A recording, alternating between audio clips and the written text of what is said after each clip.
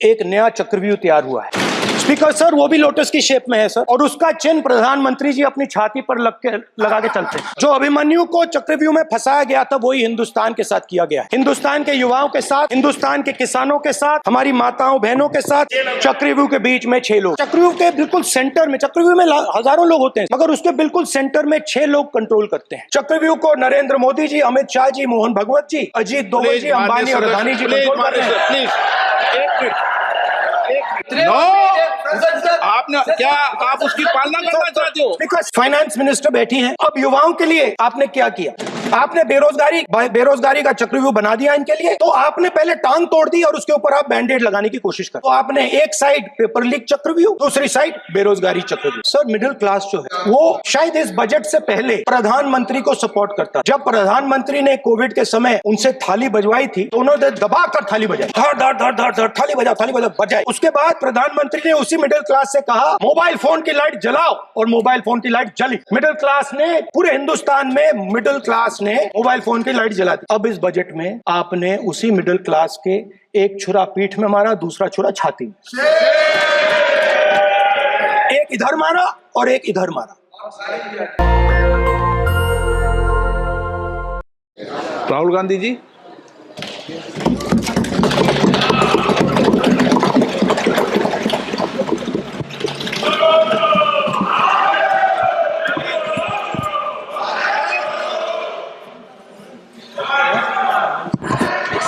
Can I have some water?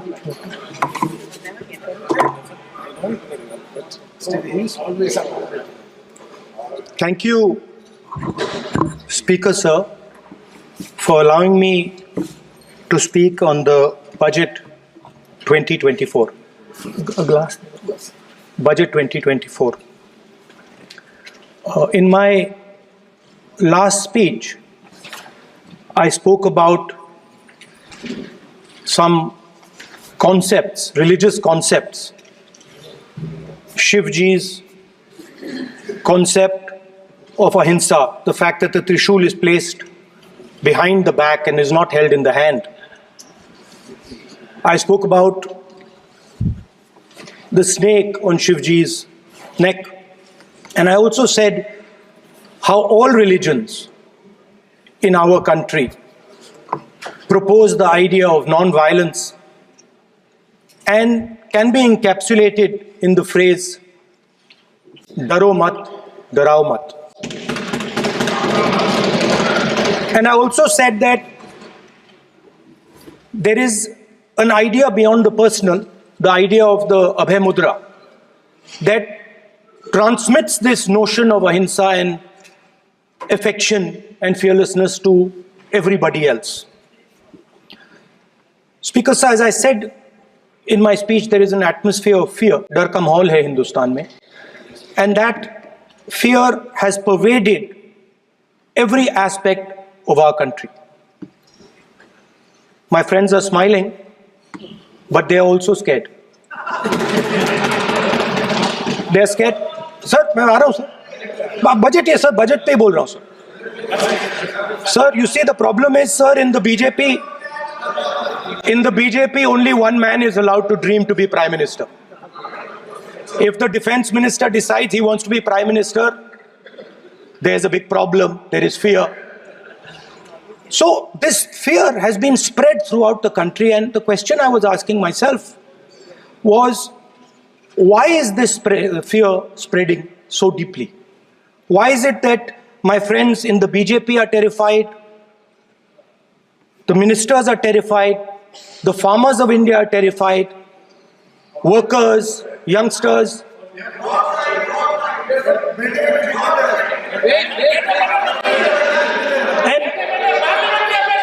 And इसके बारे में मैंने सोचा, काफी सोचा, और एक जवाब मैं प्रपोज करता हूं आज। स्पीकर सर, हजारों साल पहले हरियाणा में कुरुक्षेत्र में एक युवा को, अभिमन्यु को, 6 लोगों ने चक्रव्यूह में मारा था। 6 चक्रव्यूह में फंसाकर मारा था। सर, चक्रव्यूह के अंदर डर होता है, हिंसा होती है, और अभिमन्यु को चक्रव्यूह में फंसाकर, ट्रैप कर 6 लोगों ने मारा। मैंने चक्रव्यूह के बारे में थोड़ी रिसर्च की और पता लगा कि चक्रव्यूह का एक दूसरा नाम होता है पद्मव्यूह, मतलब लोटस फॉर्मेशन। तो जो चक्रव्यूह होता है स्पीकर सर, वो लोटस के शेप में होता है, कमल के फूल के शेप में होता है। 21वीं सदी में सर एक नया चक्रव्यूह तैयार हुआ है स्पीकर सर, वो भी लोटस की शेप में है सर, और उसका चिन्ह प्रधानमंत्री जी अपनी छाती पर लगा के चलते हैं सर। जो अभिमन्यु के साथ किया गया था, जो अभिमन्यु को चक्रव्यूह में फंसाया गया था, वही हिंदुस्तान के साथ किया गया है।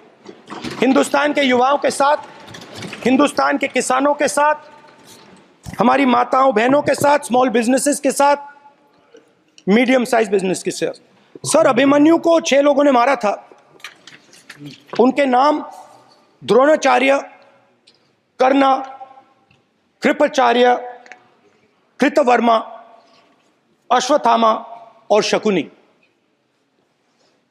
सर, आज भी चक्रव्यूह के बीच में 6 लोग हैं सर। चक्रव्यूह के बिल्कुल सेंटर में, चक्रव्यूह में हजारों लोग होते हैं सर, मगर उसके बिल्कुल सेंटर में 6 लोग कंट्रोल करते हैं। तो जैसे उस टाइम 6 लोग कंट्रोल करते थे, वैसे आज भी 6 लोग कंट्रोल कर रहे हैं चक्रव्यूह को। नरेंद्र मोदी जी, अमित शाह जी, मोहन भगवत जी, अजीत दोवल जी, अंबानी और अदानी जी कंट्रोल कर रहे हैं। प्लीज एक मिनट प्लीज, नहीं सर बोलने दीजिए। हाँ, आप बैठिए। माननीय सदस्य, आप संवैधानिक पद पर हैं। आपके कई माननीय सदस्यों ने यहाँ पर मुझे लिख कर दिया है कि जो माननीय सदस्य का सदस्य नहीं है उसका नाम नहीं लें। आपने लिख के दिया है। नो, आपने क्या, आप उसकी पालना करना चाहते हो? स्पीकर सर, गलत। मैं माननीय एक होल्ड ऑन स्पीकर सर, अगर आप चाहते हैं तो मैं एक मिनट मैं प्रतिपक्ष के नेता से ये तो अपेक्षा करूंगा सही कि वो सदन की नियम मर्यादा को बने, ये अपेक्षा करता हूं। आप चाहे नहीं करें, पर मैं अपेक्षा करता हूं। नहीं सर, मैं, अगर आप चाहते हैं सर, मैं NSA का और अदानी और अंबानी का नाम इस लिस्ट से निकाल देता हूं। फिर माननीय सदस्य, आप अगर आप चाहते हैं सर। प्लीज, मैं नहीं चाहता। सदन के नियम प्रक्रियाओं से सदन चलता है। सर, अगर आप कहते हैं मैं निकाल देता हूं। नो मैं 3 ही नाम यूज करूंगा। नहीं माननीय सदस्य, नहीं कहा, और आप वीडियो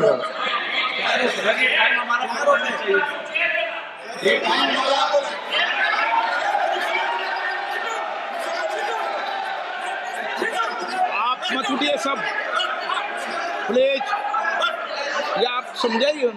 हाँ, आप Speaker sir, the Chakravyuh that has captured India has 3 forces behind it. First is the idea of monopoly capital, that 2 people should be allowed to own the entire Indian wealth. So one element of the Chakravyuh is coming from the concentration of financial power. The second element, sir, मैं budget को explain कर रहा हूं sir, मैं आ रहा हूं, वहीं आ रहा हूं sir. So one element is financial power. The second element is the institutions, the agencies, CBI, ED, Income Tax Department of this nation, and the third is the political executive. Speaker sir, these 3 together are at the heart of the Chakravyuh, and they have devastated this country. Speaker sir, my expectation was that this budget would weaken the power of this Chakravyuh, that this budget would help the farmers of this country, would help the youth of this country, would help the laborers, the small businesses of this country. But what I have seen is that this budget, the sole aim of this budget, इसकी जो नियत है, it is to strengthen this framework, the framework of big business, monopoly business, the framework of a political monopoly that destroys the democratic structure, and finally the framework of what one can call the deep state or the agencies. And the result of this has been the first, पहला काम इस चक्रव्यूह ने क्या किया, जो हिंदुस्तान को रोजगार देते हैं, स्मॉल एंड मीडियम बिजनेसेस हैं, जो करोड़ों युवाओं को रोजगार देते थे, उन पर इस चक्रव्यूह ने आक्रमण किया। कैसे किया? नोटबंदी, जीएसटी और टैक्स टेररिज्म।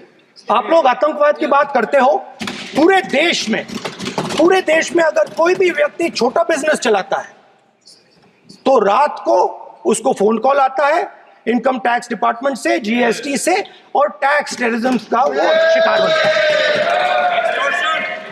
इस टैक्स टेररिज्म को रोकने के लिए बजट में आपने कुछ नहीं किया है। तो टैक्स टेररिज्म के कारण और ये जो आपकी नीतियां हैं, जो आपने कोविड के समय बड़े बिजनेसेस की मदद की और जो स्मॉल एंड मीडियम बिजनेसेस थे उनको खत्म किया, उसके कारण आज हिंदुस्तान के युवाओं को रोजगार नहीं मिल सकता है। बिल्कुल एक युवा को रोजगार नहीं मिल सकता है।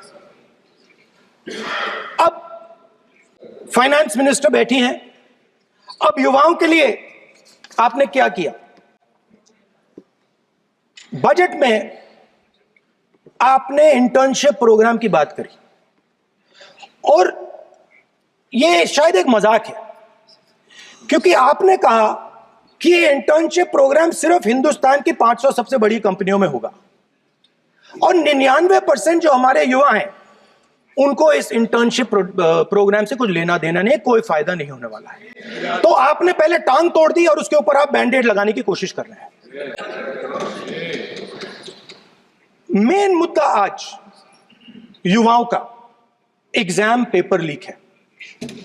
जहां भी हम जाते हैं, आपने बेरोजगारी का चक्रव्यूह बना दिया इनके लिए, और जहां भी हम जाते हैं वो कहते हैं देखिए बेरोजगारी है मगर पेपर लीक भी होता है।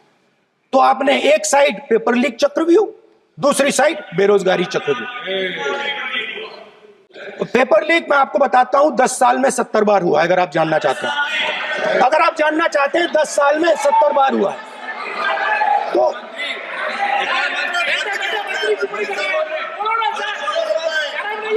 चिट्ठी के बारे में बताइए सर,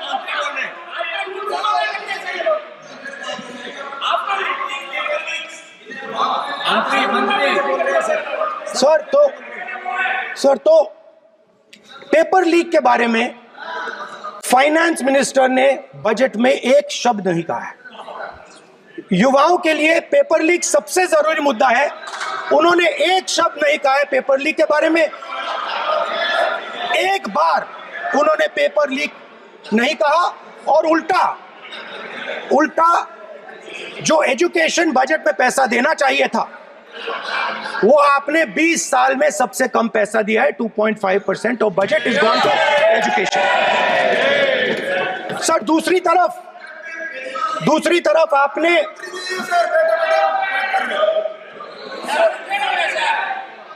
आपकी नहीं मानते सर, ये रनिंग कमेंट्री कर रहे हैं सर। दूसरी तरफ पहली बार सेना के जवानों को आपने अग्निवीर के चक्रव्यूह में फंसाया। सही बात। इस बजट में अग्निवीरों के पेंशन के लिए 1 रुपया नहीं है। आप अपने आप को देशभक्त कहते हो, मगर जब अग्निवीरों की मदद करने की बात आती है, जवानों को पैसा देने की बात आती है, तो बजट में आपको 1 रुपया नहीं दिखाई देता। उनकी पेंशन के लिए 1 रुपया आपने नहीं दिया। तो उनको आपने उनको आपने अग्निवीर के चक्रव्यूह में फंसाया। उसके बाद सर जो अन्नदाता हैं वो चक्रव्यूह से निकलने के लिए, आपके चक्रव्यूह से निकलने के लिए जो आपने बनाया 3 काले कानून, जमीन अधिग्रहण बिल को आपने कमजोर किया, उनको आप सही दाम नहीं देते हो। इस चक्रव्यूह से निकलने के लिए उन्होंने आपसे सिर्फ एक चीज मांगी है, 2 चीजें नहीं मांगी है, सिर्फ एक चीज मांगी है। उन्होंने कहा है कि हमें लीगल गारंटीड एमएसपी देगा। आपने उनको बॉर्डर पे बंद कर दिया, रोक दिया, आज तक रोड बंद है। आप उनसे बात करने को तैयार नहीं है। वो यहां आए, मुझसे मिलने आए, आप उनको अंदर नहीं आने दे रहे। माननीय सदस्य, आप सदन में असत्य नहीं कहे। आप वो सर, आप, सर, देखिए, एक मिनट, चलिए,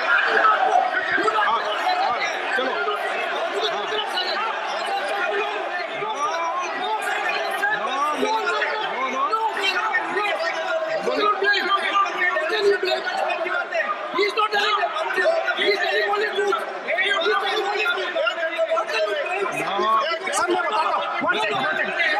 सर मैं आपको बताता हूं सर, 1 सेकंड सर, मैं आपको फैक्ट बताता हूं सर, जो मुझे 1 सेकंड, हाँ बता। मैं आपको फैक्ट बताता हूं, फिर आप मुझे करेक्ट कर दीजिए। स्पीकर सर, फार्मर्स का डेलीगेशन, नहीं सर, मैं आपको फैक्ट बताता हूं। पर आपके माननीय सदस्यों को कह दें वो सदन पर आरोप नहीं लगाए।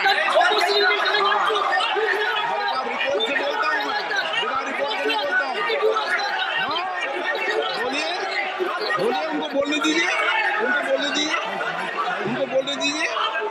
आप बोलने दीजिए उनको, बोले, वो बोले, बताएं, मैं बताऊंगा। Speaker sir 1 second, speaker sir मैं आपको बताता हूं जो मुझे मालूम है। स्पीकर सर मैं आपको बताता हूं। बैठिए। स्पीकर सर हुआ क्या, वहां पे सर मुझसे मिलने एक फार्मर का डेलीगेशन आया। मुझे बताया गया कि फार्मर के डेलीगेशन को अंदर नहीं आने देंगे। मैं उनसे मिलने जब गया तब उनको अंदर आने दिया गया था। सर ये फैक्ट है सर। अब पता नहीं कोई मिसकम्युनिकेशन हुआ, वो अलग बात है, बट फैक्ट ये है कि जब मैं मीडिया के साथ वहां गया तब दरवाजे पार्लियामेंट के, संसद के उनके लिए खुले, उससे पहले वो बंद थे। ठीक है। और ये आप उनसे भी पूछ लीजिए सर। प्लीज, नो, प्लीज, एक मिनट, प्लीज। आपने विषय उठाया इसलिए मैं बोल रहा हूं। ऐसे तो सदन की व्यवस्थाओं पर सवाल नहीं उठाना चाहिए। किसको आने दें, 1 मिनट प्लीज बैठिए, किसको आने दें, किसको अलाउ नहीं करने दें, ये स्पीकर का जुडिक्शन होता है। नंबर 1, जब ये सूचना आई आप मिले, उनसे अंदर मिले, लेकिन उसमें एक सदन की मर्यादा का उल्लंघन हुआ कि कभी सदन में माननीय सदस्य के अलावा दूसरा कोई व्यक्ति बाइट नहीं दे सकता। और आपकी मौजूदगी में बाइट दी, ये क्लियर करना चाहता हूँ। सर ये टेक्निकलिटी है सर, ये मुझे मालूम नहीं था। कोई नहीं, बट सर प्लीज, नो, माननीय आप मत बोलिए, आपके नेता बोल रहे हैं। तो स्पीकर सर, महिला आरक्षण आया तो ये आपको बेटे बेटे स्पीकर सर, हम चाहते अधिकारी है। माननीय प्रतिपक्ष के नेता आपके बेटे बेटे सदस्य कमेंट्री कर रहे हैं, फिर वो कहते हैं कि लोग क्यों कमेंट्री कर रहे हैं। सर हम चाहते थे, हमारा एक्सपेक्टेशन था। माननीय सदस्य, आप सदन में असत्य नहीं कहे। आप वो सर, देखिए, 1 मिनट, चलिए, चलो,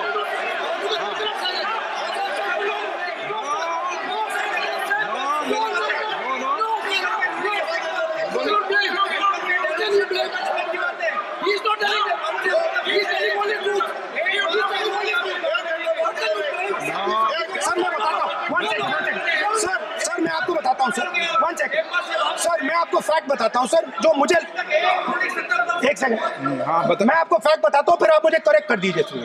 स्पीकर सर, फार्मर्स का डेलीगेशन, नहीं सर, मैं आपको फैक्ट बताता हूं। पर आपके माननीय सदस्यों को कह दें वो सदन पर आरोप नहीं लगाए।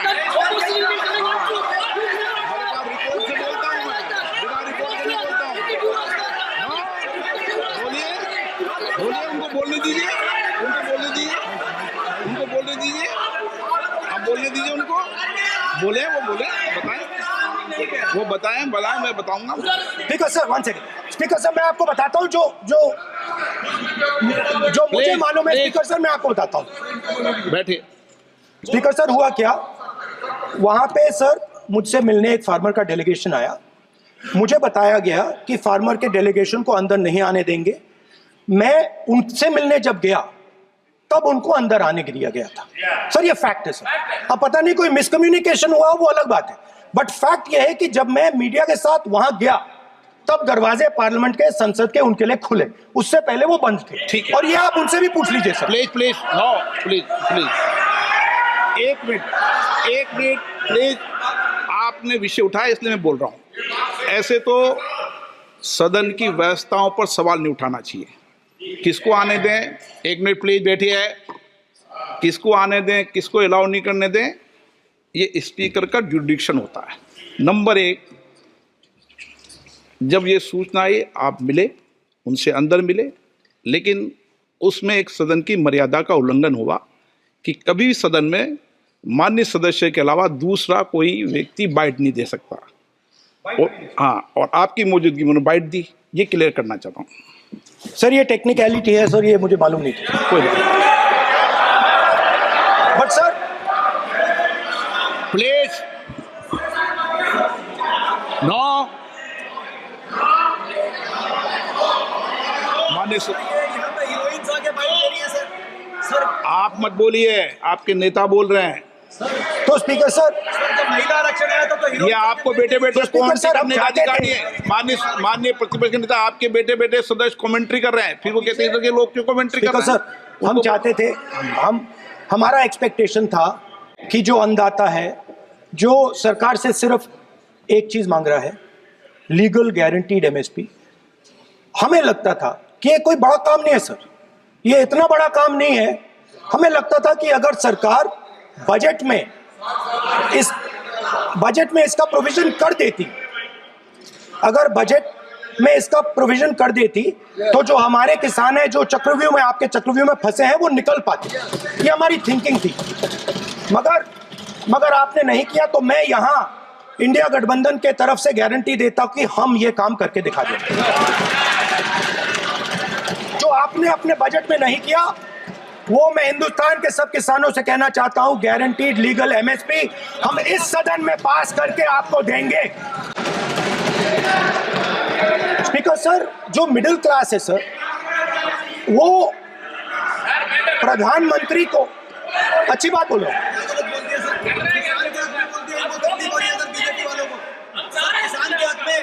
अगर नेताजी पक्ष बोल रहे हैं तो आप बैठे बैठे टिप्पणी आप मत करो, आप करोगे तो वो भी करेंगे। आप मत करो, मैं सब साइलेंट करो प्लीज। फिर टिप्पणी कर रहे हो आप, प्लीज।